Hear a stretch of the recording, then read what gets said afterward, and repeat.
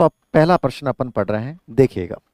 बहुत ही अच्छे लेवल का प्रश्न है और ये समझ में भी आपके आना चाहिए, क्योंकि ये भी जस्ट आरपीसी में आया है और ऐसे प्रश्न आजकल आने लग गए। आरपीसी की यदि एग्जाम की प्रिपरेशन कर रहे हैं तो ये आजकल ऐसे प्रश्न आते हैं। पढ़िएगा, नीचे दिए गए वाक्यों को पढ़िए और विकल्प में से सही उत्तर चुनिए।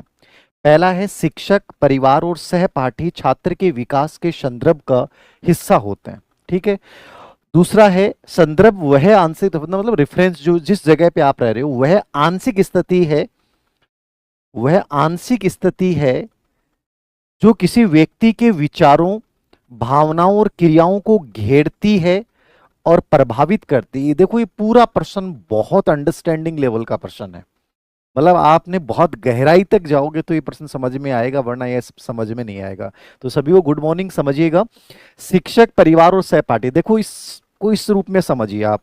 विकास जो होता है, वाइगोत्स्की जो है ये कहता है विकास के 3 स्तर होते हैं: वास्तविक विकास, संभावित विकास और जेडपीडी विकास। ये 3 लेवल होते हैं और इन तीनों लेवलों में हमें परिवार है, विद्यालय है, समाज है, समूह है, ये सब हमें क्या करते हैं, प्रभावित करते हैं।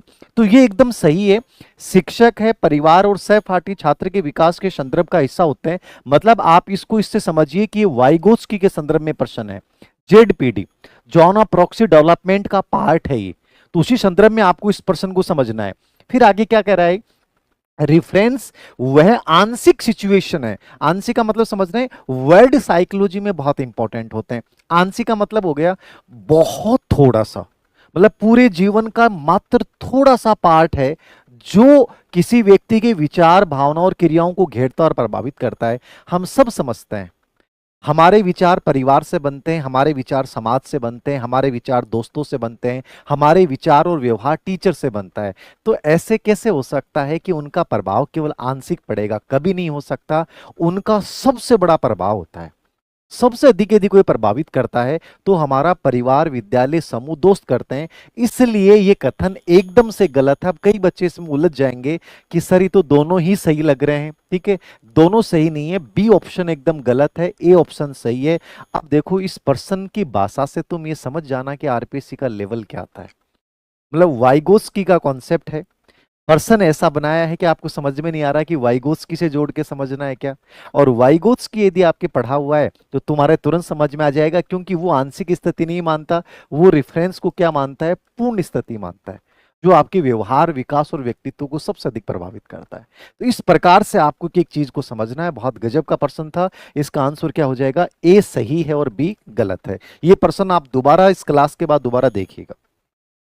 अगला प्रश्न, जीवन काल विकास सिद्धांत के अनुसार पहचान बनाम पहचान भ्रम किस विकासात्मक अवधि की विशेषता? आइडेंटिटी क्राइसिस क्या होता है?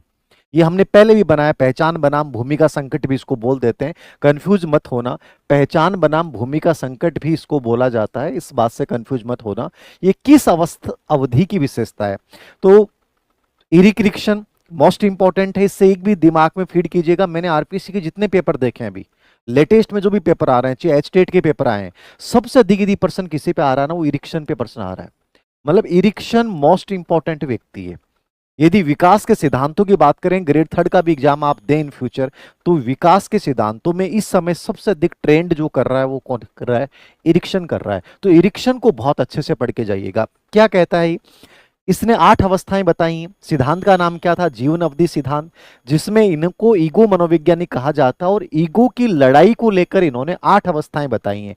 आपके सिलेबस के अकॉर्डिंग आपको स्पेशली 5 अवस्थाएं पढ़नी पड़ती हैं। पहला ऑप्शन है प्रारंभिक वयस्क अवस्था। यहां तो मित्रता बनाम प्रेम की अवस्था आती है, इंटीमेसी वर्सेज अलगाव वाली अवस्था आती है। मध्य बाल्य अवस्था, यहां पे परिश्रम बनाम हीनता वाली आती है। प्रारंभिक बाल्य अवस्था, यहां पहल बनाम अपराध आता है, इनिशिएटिव वर्सेस गिल्ट आता है।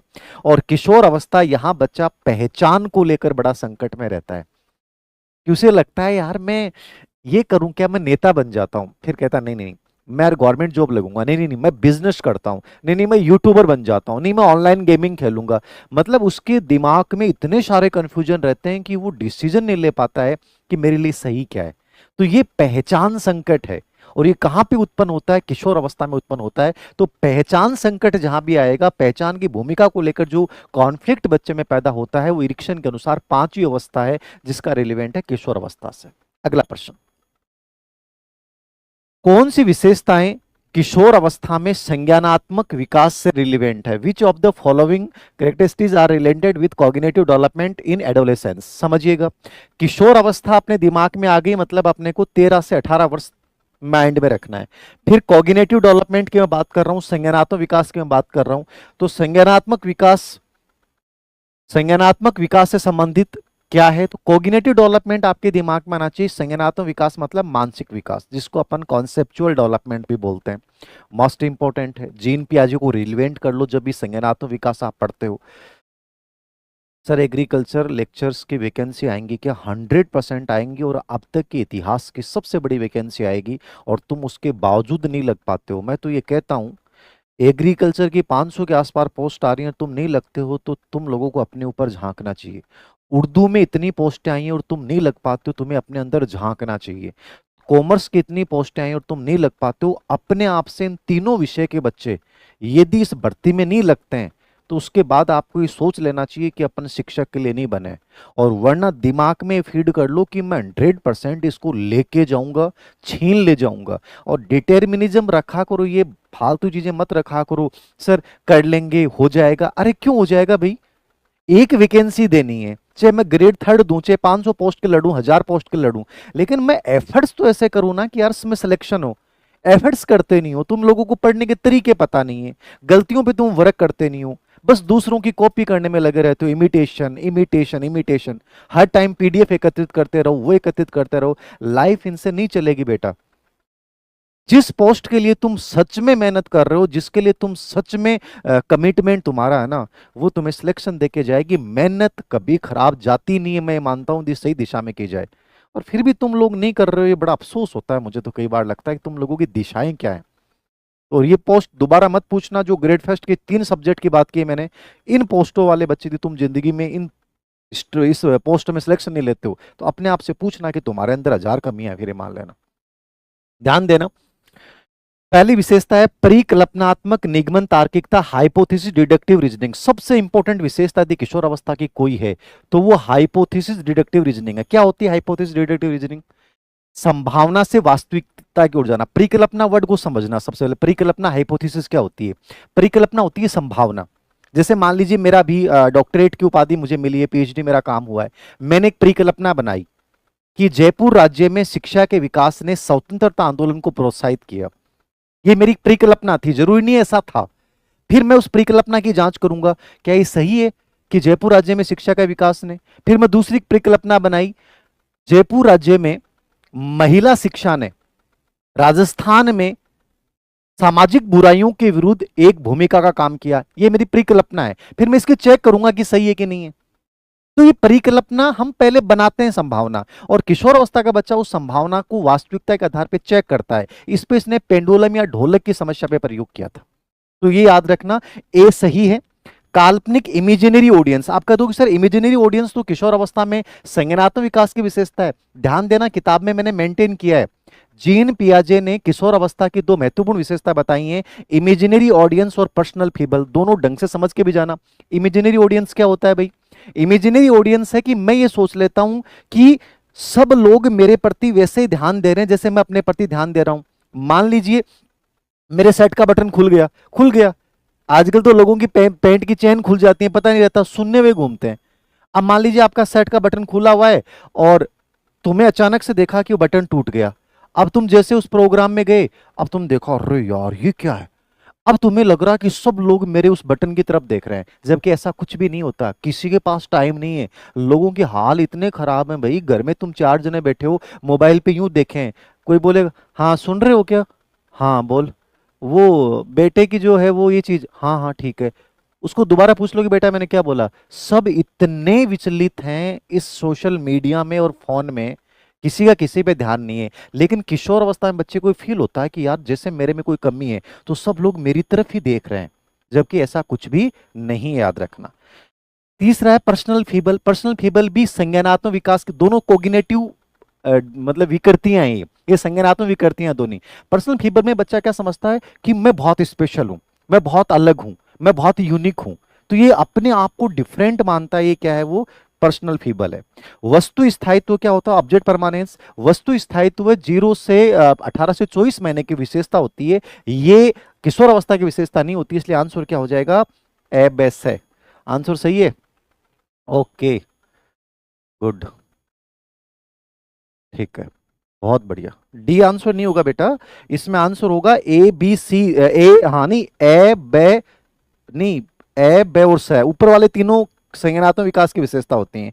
डी जो होती है वो किसकी होती है, किशोर अवस्था की, इसकी आपकी होती है संवेदी गामक अवस्था की। रेड पेन लूं क्या?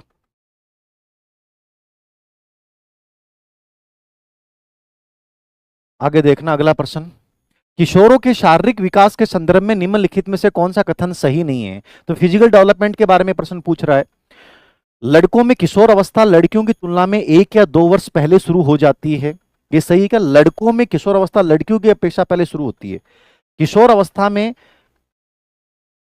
श्रवण यंत्र का आकार लड़कों लड़कियों में समान होता है, होता ही नहीं है। लड़कियों की आवाज इतनी मधुर होती है, इतनी प्यारी होती है, मतलब लड़कों के साथ तो स्थितियां हैं, मतलब ये जो बैंक वाले हैं ना, ये भी मजे ले लेते हैं लड़कों के, इतनी बुरे हाल है। ठीक है, कोई भी कॉलिंग सेंटर वाली लड़की, सर हेलो, तो लड़के को लगता है आ गया भाई आज तो, ठीक है, इतनी प्यारी बोलती हैं।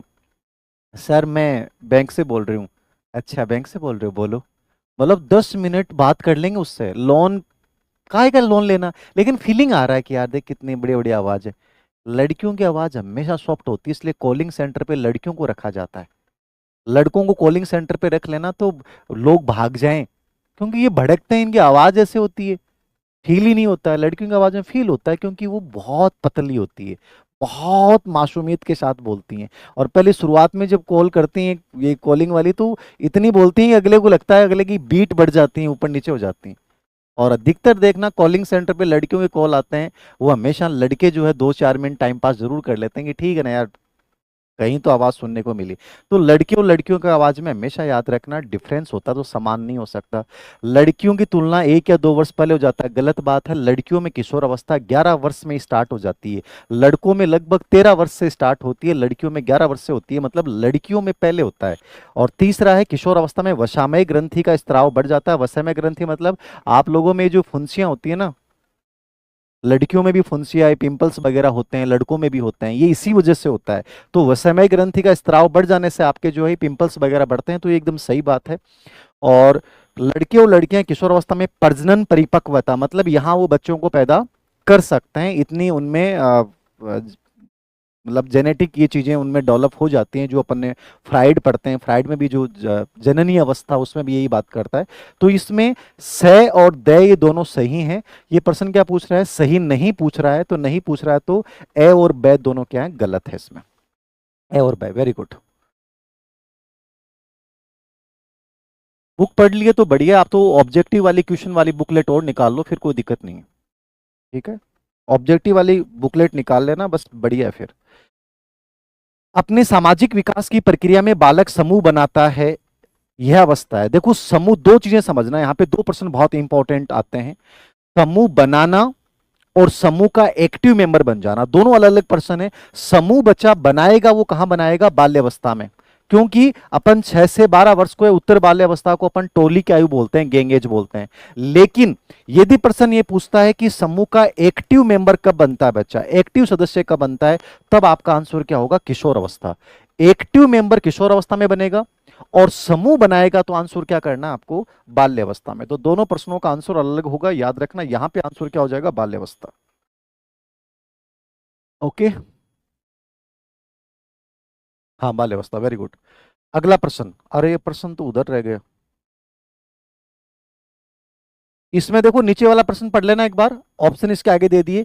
व्यवहार में परिवर्तन वृद्धि है, ग्रोथ है, व्यवहार में जो परिवर्तन होता है वो ग्रोथ है, तो ये ग्रोथ क्या है, तो ये आरपी सेकंड में आया हुआ प्रश्न है, व्यवहार में परिवर्तन वृद्धि है, ये देख लीजिएगा, प्रश्न ये है। और ऑप्शन ये है, मनोगत्यात्मक होती है, क्वांटिटी होती है, गुणात्मक होती है, संज्ञानात्मक होती है। तो याद रखना, ग्रोथ जब भी बात करते हैं, अभिवृद्धि की अपन जब भी बात करेंगे, ग्रोथ की जब भी अपन बात करेंगे, वो हमेशा क्या होती है, क्वांटिटी होती है। विकास जो होता है वो हमेशा क्या होता है, गुणात्मक होता है। लेकिन ग्रोथ चूंकि विकास का पार्ट होता है तो मात्रात्मक गुणात्मक दोनों ही होता है, ठीक है ना। पर्सन ही, हाँ पर्सन हो गया ना कि व्यवहार में परिवर्तन ग्रोथ है। तो वो उसको अपन क्या बोलेंगे, मात्रात्मक या गुणात्मक, तो और मात्रात्मक बोलेंगे, ठीक है। नेक्स्ट, अगला प्रश्न देखना, ग्रोथ के संबंध में अभिवृद्धि के संबंध में कौन सा तथ्य सही नहीं है। सामान्यतः अभिवृद्धि विकास में योगदान देती है पर हमेशा नहीं। ग्रोथ विकास में योगदान देगी, इसको इस समझ में समझना कि ग्रोथ जो है वो रुक जाती है लेकिन विकास लगातार चलता है। अभी तो आपका विकास चल रहा है लेकिन ग्रोथ आपकी रुक चुकी है, तो विकास में योगदान जरूर देगी, क्योंकि ग्रोथ विकास का पार्ट होती है, डेवलपमेंट का पार्ट होती है, लेकिन वो हमेशा दे जरूरी नहीं है। ग्रोथ जो होती है वो मात्रात्मक परिवर्तन है, सही है, ये दोनों भी सही है। ग्रोथ के कारण कार्य क्षमता में परिवर्तन होता है, ये भी सही है क्या।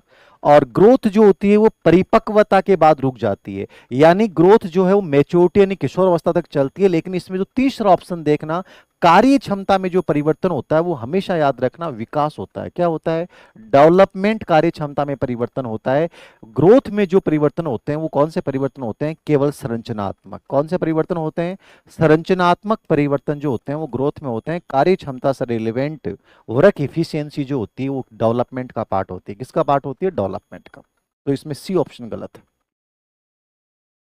अगला प्रश्न देखना, कौन सी कोहलर-ब्रेग के नैतिक विकास के सिद्धांत की स्वीकृत अवस्था नहीं है। तो कोहलर-ब्रेग ने 3 स्तर बताए हैं और 3 स्तर के अंतर्गत 6 उपावस्थाएं बताई हैं। पहला है यूनिवर्सल इथिकल ओरिएंटेशन, सार्वभौमिक नैतिक सिद्धांत, जहां बच्चा अपने विवेक के आधार पर डिसीजन लेता है, सही है।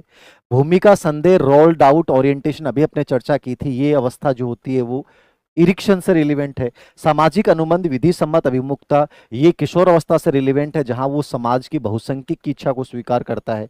और दंड व आज्ञा पालन अभिमुखता, पनिशमेंट ऑबिडियंस ओरिएंटेशन जो होती है वो आपकी परंपरागत, पूर्व परंपरागत के अंतर्गत आती है, जहां बच्चा जिसकी लाठी उसकी भैंस के आधार पर पालन करता है। तो यहाँ पे गलत कौन सा है, तो रोल आइडेंटिटी वाली जो अवस्था है वो किसने बताई थी, इरिक्शन ने बताई थी, तो ये गलत हो गया, बाकी सही है।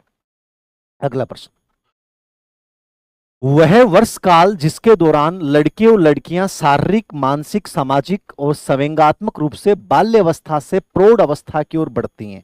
यहां पे 2 टाइप के प्रश्न आपसे पूछ सकता है, ये कथन किसके संदर्भ में है और ये भी पूछ सकता है ये कथन किसका है। दोनों आप समझ जाइएगा, ये कथन है जर्सिल्ड का। किसका है, जर्सिल्ड, ये भी आरपीएससी में आया हुआ है। और ये किसके संदर्भ में है, तो निश्चित रूप से आप आंसर कर दोगे कि जब बच्चा बाल्यावस्था से प्रौढ़ अवस्था की ओर बढ़ता है तो अवस्था कौन सी होती है, वो होती है किशोर अवस्था। क्या होती है, किशोर अवस्था। तो इजी सा प्रश्न था, तो इसमें ज्यादा टाइम नहीं ले रहा मैं। एरिक्सन के मनोसामाजिक विकास सिद्धांत के उद्धम बनाम हीनता, उद्धम बनाम मतलब इंडस्ट्री वर्सेज इन्फेरिटी, विकास की निम्नलिखित में से कौन सी अवस्था से रिलेवेंट है। देखो ये उद्धम बनाम हीनता जो है, जिसको परिश्रम बनाम हीनता भी आप बोल सकते हैं, प्रश्न बहुत बार आता है, ये होती है 6 से 12 वर्ष, यानी कि उत्तर बाल्यावस्था।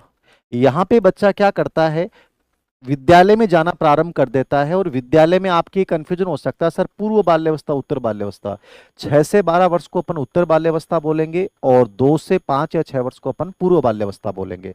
तो ये जो होती है, यहाँ पे बच्चा सामर्थ्य नामक गुणों का विकास करता है यदि उसके परिश्रम को स्वीकार कर लिया जाता है, अन्यथा उसमें इन्फेरिटी का भाव आ जाता है कि यार मेरे तो कोई वैल्यू नहीं देता है। तो ये आंसर हो जाएगा उत्तर बाल्यावस्था। कौन से निर्धारक बालकों के शारीरिक विकास को प्रभावित करते हैं, तो देख लीजिए, वंशानुक्रम करेगा, पोषण करेगा, विद्यालय में खेल करेगा, अंतःस्रावी ग्रंथियां करेंगी। ये तो हम पढ़ते हैं, वंशानुक्रम पहला कारक है जो शारीरिक विकास को प्रभावित करेगा। पोषण यानी संतुलित भोजन आपको अच्छा मिलेगा तो आपका फिजिकल डेवलपमेंट अच्छा होगा। खेल कूद और योग ये भी शारीरिक विकास को बढ़ाते हैं। अंतःस्रावी ग्रंथियों में पढ़ते हैं कि पीयूष ग्रंथि आपकी लंबाई को प्रभावित करती है, ठीक है। इसी प्रकार एडिनल ग्रंथि आपकी वो तो शारीरिक विकास को नहीं करती, आपकी थायरोक्सिन प्रभावित करती है। आपकी यौन ग्रंथियां जो हैं एस्ट्रोजन, टेस्टोस्टेरोन, वो प्रभावित करती हैं। तो ये चारों ही कारक आपके फिजिकल डेवलपमेंट को प्रभावित करते हैं, इसलिए आंसर यहां पे हो जाएगा 1। नेक्स्ट, विकास केंद्र से परिधि की ओर अग्रसर होता है, विकासात्मक दिशा का यह सिद्धांत क्या कहलाता है, बताओ। विकास केंद्र से, रेड पेन की लाइनिंग गहराई को बढ़ाएं। ओके रामलाल जी, ठीक है।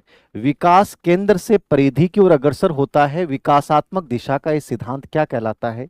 विकास के जितने भी अपन सिद्धांत पढ़ते हैं उनमें सबसे इंपॉर्टेंट सिद्धांत दो ही होते हैं, और वो दो सिद्धांत कौन से होते हैं? एक तो सिफेलोकोडल और एक होता है प्रोक्सिमिडिस्टल। ठीक है। रेखिक कोई सिद्धांत ही नहीं होती। रेखिक का मतलब होता है विकास सीधा चलता है, और विकास सीधा नहीं चलता है, विकास चलता है वर्तुलाकार। वर्तुलाकार का मतलब होता है स्पाइरल। अपन पूर्व अनुभव से जोड़ के ऐसे अपना विकास चलता है, इसको अपन बोलते हैं वर्तुलाकार। अब यहां बात आती है सेंटर से लेकर और परिधि की ओर अग्रसर होना। तो आपका सेंटर क्या होता है पता है क्या? हमारा सेंटर जो होता है आपकी पेट होता है, पेट की जो नाभि होती है वो आपका सेंटर होता है। ये सबसे इंपॉर्टेंट पार्ट होता है। इसलिए मैं हमेशा ऑफलाइन क्लासेस के बच्चों को बोलता हूं कि जिंदगी में यदि किसी चीज को बचाना है तो पेट पे ध्यान देना। पेट खराब हो गया तो पूरा शरीर खराब हो जाता है। इस रूप में समझिएगा आप कि ये कहता है कि हमारा जो सेंटर है, बच्चा जो है, ये बच्चा है, ये बच्चे का सेंटर है, पेट के नाभि है। ये कहता है बच्चे का विकास की जो हड्डियां है ना, उनका शुरुआत जो होती है ना वो यहां से स्टार्ट होता है। फिर जो है वो हड्डियां आपकी हाथ की, पैरों की ऐसे बढ़ेंगी। मेन जो पावर है आपका वो यही है, सेंटर आपका पेट है। इसलिए अपने पुराने लोग जो होते थे ना वो ऐसे कहते थे कि बच्चा के सुबह उठता ही बिकी जो नाभि है ना, बी का मायने चूंटियों लूणियों की लगाता। लूणियों की लगाना कॉन्सेप्ट क्यों दी? पेट चिकना है, पेट स्वस्थ है तो आपके शरीर का कोई अंग फटेगा नहीं। ये तो आजकल का कॉन्सेप्ट अलग आ गया, ये लड़कियों ने कर दिया कॉन्सेप्ट। एड देख देख के फेयर एंड लवली, ये पता नहीं क्या क्या, कौन सी क्रीम, वन प्लेसर, बोरो प्लेसर, पता नहीं हजारों क्रीम ला के रख दी। अरे इन छोरों की हालत ये है बेचारे, ये इन छोरियों के चक्कर में मारे जाते हैं। ये कभी अपनी जिंदगी में क्रीम नहीं लगाए, साबुन नहीं लगाते ढंग से, नहाने वाली, कपड़े धोने वाली साबुन से तो सिर धो लेते हैं। लेकिन ये उनके चक्कर में कि पता नहीं यार लगा ही ले वन प्लस कोई सी भी जो क्रीम मिले, ठीक है, तो इनके चक्कर में ये मर जाते हैं। और उनको लगाने से शरीर की जिस अंग पे तुम लगाओगे, एक जगह लगाओगे दूसरा फट जाएगा। इसलिए अपना पुराना कॉन्सेप्ट था कि जो आपकी नाभि है उसमें अंदर लूणिया घी लगा लो। लूणियों घी समझ गया ना, जो कच्चो घी आवे वो लगा लो। और मैं तो कह रहा हूँ लड़कान तो आ कह रहा हूँ कि थे तो जठे भी, सिर में भी जठे भी था लागे बटे लगा लिया करो, क्योंकि थारो रूप थोड़ो बहुत सुधार सके तो लूणियों घी सुधार सके। बाकी कोई क्रीम के चक्कर में मत पड़ जाना तुम लोग, क्योंकि तुम्हारी स्किन ऐसी है, क्रीम असर ही नहीं कर सकती, दुनिया की कोई क्रीम असर नहीं कर सकती। तो शाहरुख खान ने बेवकूफ बना दिया फेयर हैंडसम के चक्कर में लोगों को। लड़कों की क्रीम भी स्किन ऐसी होती है, फर्क ही नहीं पड़ता है, पॉसिबल ही नहीं। या गाय का गोबर लगाओ तुम लोग, यदि लगाओ तो थोड़ा बहुत उससे कोई इंप्रूवमेंट आ जाए तो भले ही आ जाए, बाकी तो आप लोगों का, आपको क्रीम के चक्कर में पड़ना ही नहीं। और वो ज्यादा नहीं करो तो वो जो लड़कियों वाली क्रीम है उसके अंदर गाय का गोमूत्र और गोबर को डाल के और उसको डाल लिया करो। उनको क्यों बताओ कि मैं वो लगा रहा हूँ, फील खुद को होना चाहिए, उससे इंप्रूवमेंट हो जाएगा, बाकी नहीं होगा। आंसर क्या होगा इसमें? ये हो जाएगा प्रोक्सिमी डिस्टल। सिफेलोकोडल तो क्या होता है? सिफेलोकोडल तो कहता है ऊपर से नीचे की ओर विकास होता है। पहले सिर का विकास होता है, फिर लास्ट में हाथ पैर हड्डियों का विकास होता है, इसको बोलते हैं अपन सिफेलोकोडल। तो प्रोक्सिमी डिस्टल क्या है? सेंटर से।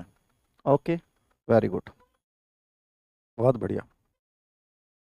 ब्रीजेज की संवेगात्मक विकास की स्कीम के अनुसार बालकों में ईर्ष्या सबसे प्रथम कौन सी अवस्था में प्रकट होती है? ब्रीजेज का संवेगात्मक विकास सिद्धांत था 1932 में, और इसने पूरे संवेगों का पूरा डेवलपमेंट दिया कि कैसे कैसे बच्चों में संवेगात्मक विकास होता है, और इसकी पूरी टेबल बनाई है इसने इस प्रकार से। ये पूरी टेबल याद करके जाना, साथ में ये याद करके जाना, सेकंड ग्रेड वाले बच्चे ध्यान देना, मैंने कि नई वाली किताब में तो अपडेट किया था ब्रीजेज के संवेगात्मक विकास के सिद्धांत की विशेषताएं, कि प्रारंभ में जो संवेग हैं उनकी अनुक्रियाएं बहुत फास्ट होती हैं, उसके बाद अनुक्रियाएं जो है वो धीमी हो जाती हैं।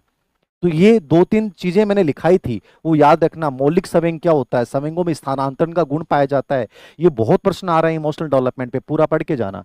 तो ये कहता है कि कौन सी आयु में, बच्चे में जन्म के समय तो कहता है उत्तेजना होती है, संवेग होता ही नहीं।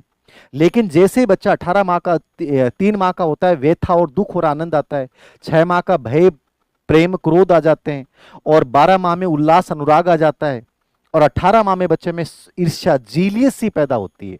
और ये सबसे नकारात्मक गुण माना जाता है। कभी भी ईर्ष्या मत कीजिए लाइफ में। प्रतिस्पर्धा कर सकते हो आप, लेकिन जीलेसी मत पाले। जीलेसी तुम्हारे अंदर तुमको खा जाएगी। यार वो ऐसा इतना आगे बढ़ गया, क्यों पालो यार, सब अपने अपने हिसाब से आगे बढ़ रहे हैं। हमें कंपटीशन करना चाहिए, प्रतिस्पर्धा गलत नहीं है, लेकिन ईर्ष्या गलत है। मृत्यु 18 माह में होती है और 24 माह में उल्लास अनुराग होता है।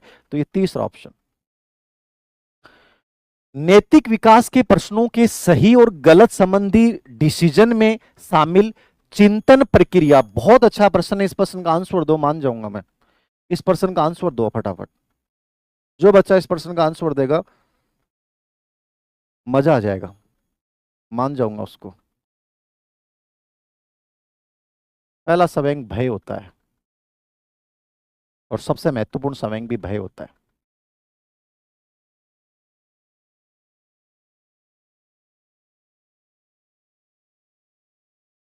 आपकी बार चपड़ासी सर, मैं कह रहा हूं चपड़ासी के जितने मजे हैं किसी के मजे नहीं है।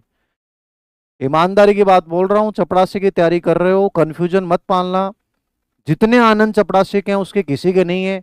नौकरी लग गए ना, मात्र 15-20 दिन, 1 महीने में रिजल्ट आके पोस्टिंग मिलेगी। सचिवालय में या कोई ढंग जगह जाना और बाहर चेयर मिलेगी। सफेद कुर्ता पजामा सिलवा लेना, 2-3 टाइप के बढ़िया वाले, ठीक है, कड़क कड़क वाले, और बढ़िया पैंट डालना।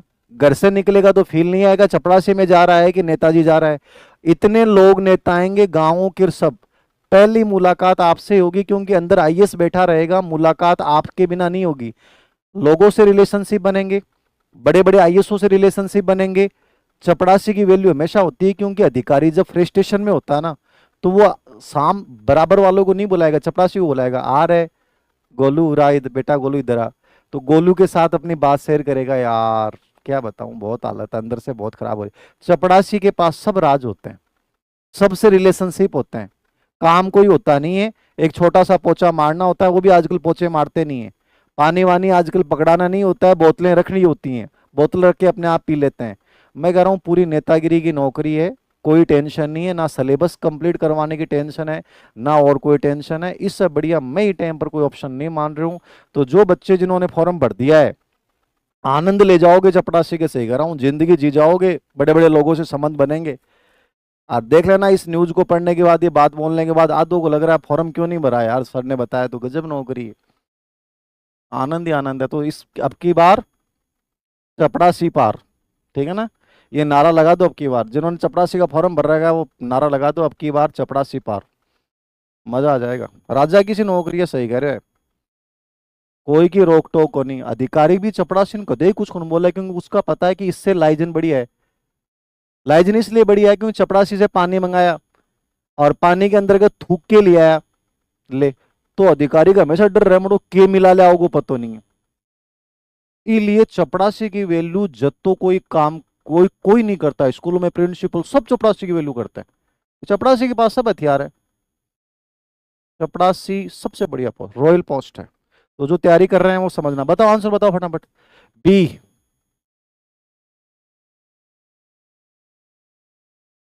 बताओ रहे, यस, आंसर बताओ बी। देखो समझना इस बात को, बहुत गजब का प्रश्न था, इसलिए मैंने कहा था कि इसका आंसर जो बच्चा बताएगा इसका मतलब साइकोलॉजी पढ़ रहा है, बाकी नहीं पढ़ रहा है। समझना, नैतिक निर्णय प्रक्रिया पूछ रहा है, यही आंसर चेंज हो गया। यदि प्रोसेस की अपन बात कर रहे हैं, सही और गलत, कोहलबर्ग का पूरा सिद्धांत है, उसमें हिंज की नैतिक दुविधा पे मॉरल डिलीमिना, और मॉरल डिलीमिना होती है प्रक्रिया। नैतिक तार्किकता को आप आंसर बता, नैतिक तार्किकता मतलब है वो डिसीजन हो गया, प्रक्रिया नहीं है वो। नैतिक तार्किकता का मतलब है वो परिणाम है, याद रखना। समझो साइकोलॉजी बहुत अलग विषय है भाई, ये परिणाम है। प्रक्रिया मोरल डुलीमा है। वो सोच रहा है कि मेरी पत्नी कैंसर से पीड़ित है और दवाई जो है वो $2500 की है, अब मैं क्या करूं, मैं कैसे लेके आऊं, ठीक है। तो वो कॉन्फ्लिक्ट कर रहा है कि मैं चोरी करूं कि नहीं करूं, मैं लाऊं कि नहीं लाऊं। ये जो सोचना, सही और गलत के बारे में सोचने की जो प्रक्रिया है ना, सोचने की प्रक्रिया हमेशा क्या होगा, मॉरल डिलीमा होगा, नैतिक दुविधा होगा। ये प्रश्न पता नहीं कितनी बार आ गया, तो समझिएगा आंसर डी होगा। जिस बच्चे ने आंसर डी दिया है उसको सैल्यूट, बहुत अच्छा लग रहा है। ओके, डी, बहुत बढ़िया, मजा आ गया आज तो। अगला प्रश्न देखना, विकास के सिद्धांत के संदर्भ में कौन सा वाक्य सही नहीं है। विकास अधिगम परिपक्वता दोनों का परिणाम है, एकदम सही है। और गुणा आएगा, मल्टीप्लिकेशन आएगा। विकास सीक्वेंसिंग नहीं होता, गलत है। प्रोक्सिमिटी और सेफेलिकोडल दोनों कहते हैं विकास सीक्वेंसिंग होता है, और एलिजाबेथ हडलोक ने इस पे बल दिया था, याद रखना, ये अलग से लिख लेना, एलिजाबेथ हडलोक। विकास के प्रत्येक चरण पे सामाजिक अपेक्षाएं होती हैं, मतलब इसको बोलते हैं सामाजिक प्रत्याशा। ये कॉन्सेप्ट दिया था हेविंग हर्स्ट ने। किसने दिया था? हेविंग हर्स्ट ने कॉन्सेप्ट दिया था। ये भी प्रश्न आया हुआ है, ये हरलोक वाला भी आया हुआ है, ये भी आया हुआ है। विकास सिक्वेंसिंग होता है, ये तो ऑलरेडी है ही, ये भी हरलोक का कथन है, ठीक है। कर्मिक होता है, धीरे धीरे होता है। तो यहाँ पे गलत क्या है? दूसरा ऑप्शन गलत हो जाएगा, विकास सिक्वेंसिंग नहीं होता। विकल्प में से बालक की ग्रोथ के बारे में कौन सा विकल्प सही है? ग्रोथ अधिगम और अनुभव का परिणाम है, ठीक है। ग्रोथ कोशिकाओं और अवयवों के आकार में परिवर्तन है, ये उसकी परिभाषा है फ्रैंक की, है ना, ये याद रखना, आई हुई परिभाषा। ग्रोथ शरीर में आंतरिक परिवर्तन है जिसका मापन नहीं किया जा सकता। ग्रोथ शरीर में केवल गुणात्मक परिवर्तन है। देखो, गुणात्मक परिवर्तन नहीं होता, केवल मात्रात्मक परिवर्तन है। ग्रोथ कोशिका और अवयवों के आकार में परिवर्तन है, ये भी इसका गलत है, ठीक है। नहीं, ये सही है। ग्रोथ अधिगम और अनुभव का परिणाम है, वो ग्रोथ अधिगम अनुभव का परिणाम नहीं होती, ना अनुभव है, क्योंकि नेचुरल प्रोसेस है, ये विकास के बारे में स्टेटमेंट है। तो ये पहला ऑप्शन भी क्या है? गलत हो गया। ग्रोथ शरीर में आंतरिक परिवर्तन है जिसका मापन नहीं किया जा सकता है, ये गलत है। विकास का ग्रोथ का मापन किया जा सकता है। ग्रोथ जो होती है वो क्या है? बाह्य परिवर्तन है। कौन सा परिवर्तन है? बाह्य, और इसका मापन किया जा सकता है। तो इसमें सही कौन सा हुआ? सही कौन सा आ रहा है? सही बताओ। अरे सही पूछ रहा है भाई, सही कौन सा है? हाँ सही पूछा ना इसमें, तो सही तो एक ही होगा इसमें। ग्रोथ कोशिका और अवयवों के आकार में परिवर्तन है, ये जो फ्रैंक की परिभाषा है, ये कथन एकदम सही है, बाकी तो सब गलत है। अच्छा प्रश्न था ये, B, very good.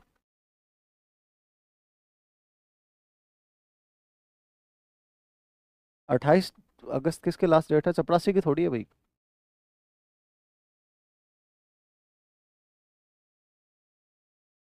Okay done. कौन सा विकल्प ग्रोथ एंड डेवलपमेंट के सामान्य सिद्धांत के बारे में सही नहीं है? विकास सीक्वेंस में एकरूपता होती है, एकदम सही है कि प्रॉक्सिमी डिस्टल, और उनमें जो जैसा होगा वो धरती पे किसी भी जगह चले जाओ एकरूपता पाई जाएगी। तो ये सही है, एकरूपता वाला, एकरूपता पाई जाती है। विकास विशेष सामान्य की ओर होता है, गलत है। विकास सामान्य से विशिष्ट की ओर चलता है। केवल नैतिक विकास विशेष सामान्य होता है, बाकी सामान्य से विशिष्ट। निरंतरता का सिद्धांत विकास लगातार चलता है। व्यक्ति का अंतर का सिद्धांत विकास सबका अलग अलग होता है, बाकी सब सही है। 2 नंबर ऑप्शन गलत है। अभिकथन, ये पढ़ना अच्छा प्रश्न है। बालक जन्म से सामाजिक नहीं होता है, सही है। बच्चे की गतिविधियां और रुचियां खुद के इर्द गिर्द घूमती हैं।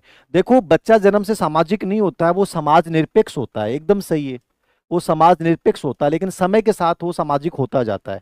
बच्चे की गतिविधियां और रुचियां खुद के इर्द गिर्द घूमती हैं, मतलब बच्चा आत्म केंद्रित होता है, ये भी सही है। लेकिन क्या ये कथन का लॉजिक सही है? क्या सत्य है? ए और बी दोनों सत्य हैं, परंतु बी का सही स्पष्टीकरण नहीं है। ए सत्य है परंतु बी सत्य है, तो ए बी दोनों सत्य है और बी का सही स्पष्टीकरण। बताओ क्या आंसर होगा? अच्छा प्रश्न। आजकल कथन कांड वाले प्रश्न बहुत आते हैं, इसलिए आजकल मैं जो भी साइकोलॉजी के पेपर बना रहा हूँ उसमें कथन कांड के 1-2 प्रश्न डाल रहा हूँ, ताकि आप में अभ्यास हो जाए। हम जितनी भी टेस्ट सीरीजें संचालित कर रहे हैं उसमें हमारा उद्देश्य ये है कि 2% कथन कांड के हों, संगत वाले हों, मिलान वाले हों, ठीक है, कुछ उदाहरण वाले हों, ताकि बच्चा खुल जाए उन चीजों के लिए। और ये हर चीज के लिए कर रहे हैं। अब ऐसे एक राजस्थान ज्योग्राफी की टेस्ट सीरीज जल्दी स्टार्ट कर रहे हैं, उस पर भी कंप्लीट हरिमोहन सक्सेना बेस कि बढ़िया चीजें बच्चों को दें, चाहे कम करें लेकिन अच्छा काम करें। और ये आप अपने लेवल पे भी खुद भी कर सकते हैं कि लेटेस्ट पैटर्न क्या चल रहा है उसको समझिए आप। तो ये जो आंसर होगा वो क्या होगा? देखो, इसका आंसर माना गया है ए और बी दोनों सत्य हैं, परंतु बी सही स्पष्टीकरण नहीं। ये आंसर आरपीएससी में माना है, यद्यपि इसका ये भी सही लग रहा है। लेकिन इसका कहने का मतलब है बच्चे की गतिविधियां रुचियां खुद के इर्द गिर्द घूमती हैं, सही है। लेकिन केवल इस वजह से वो सामाजिक हो जरूरी नहीं है, क्योंकि बच्चा खुद के इर्द गिर्द तो प्रौढ़ अवस्था में भी होता है, बुढ़ापे में भी होता है, अपने बारे में ज्यादा सोचने लग जाता है। तो ऐसा कुछ नहीं कि इस वजह से बच्चा सामाजिक नहीं होता है। बाकी ये कथन और कांड दोनों सत्य हैं, तो इसमें आंसर जो होगा बी होगा, याद रखना, सही स्पष्टीकरण नहीं। निम्नलिखित में से एक को छोड़ के मानसिक विकास के पर्यावरणीय कारकों में सभी शामिल हैं, वो कौन सा है? बुद्धि है, अधिगम वातावरण है, पोषण की गुणवत्ता है, परिवार की संस्कृति है। बताओ बेटा, खेला हो गया ना पटवारी में तो तनाव मत लो। देखो, कोई भी एग्जाम आपका अच्छा नहीं हुआ, सबसे बढ़िया तरीका है, नहीं हुआ उसको चैलेंज के रूप में लीजिए, आगे बढ़ जाइए, उसके अंदर मत चलिए।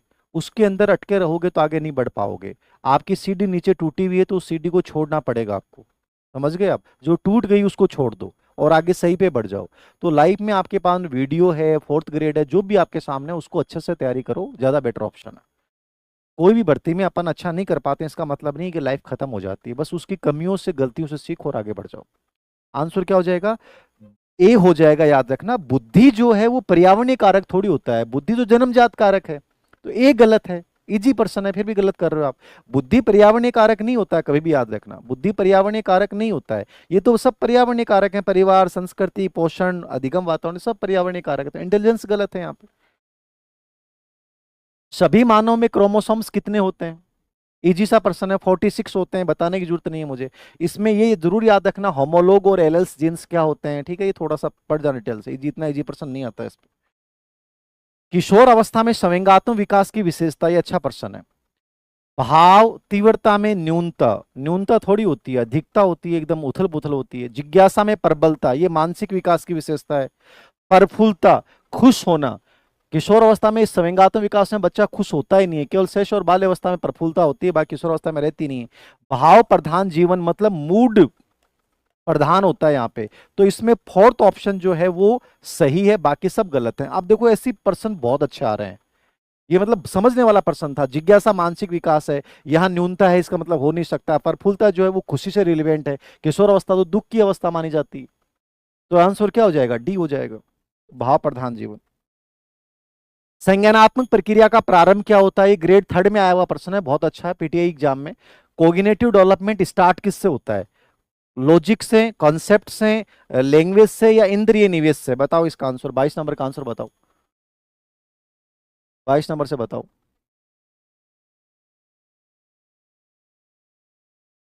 22 नंबर का आंसर बताओ फटाफट।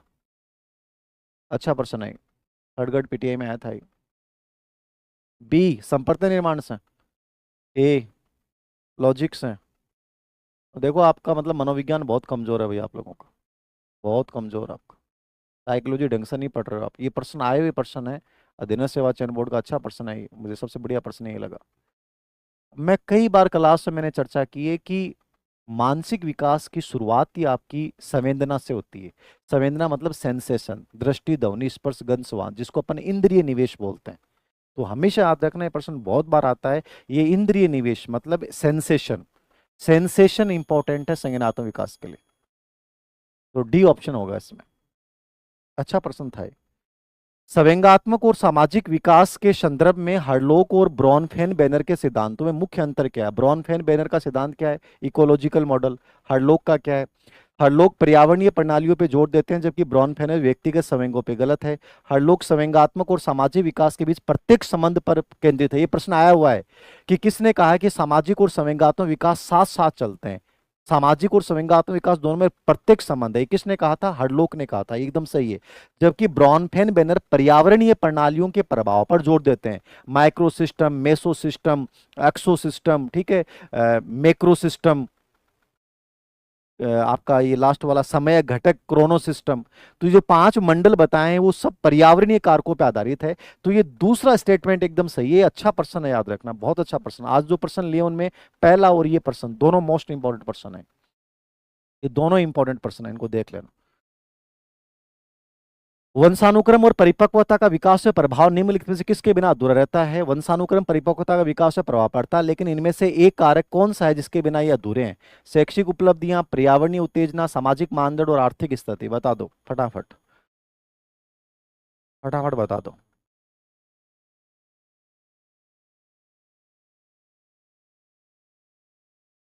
सीमा बोल, क्या करिए तुम? हाँ, मध्य मंडल वो सब ठीक है, हो गया ही। लास्ट वाले प्रश्न का आंसर बताओ फटाफट। प्रियंका ने 2 बोला है, बहुत बढ़िया।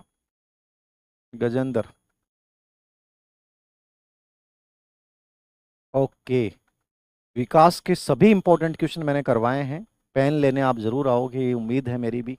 इसका आंसर होगा पर्यावरणीय उत्तेजना, यानी वातावरण के बिना ये दोनों अधूरे होते हैं। याद रखना, भाषा बहुत चेंज आती है साइकोलॉजी में, याद रखिए।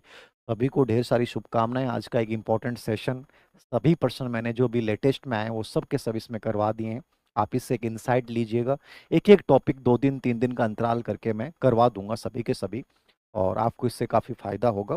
ठीक है, okay, thank you very much.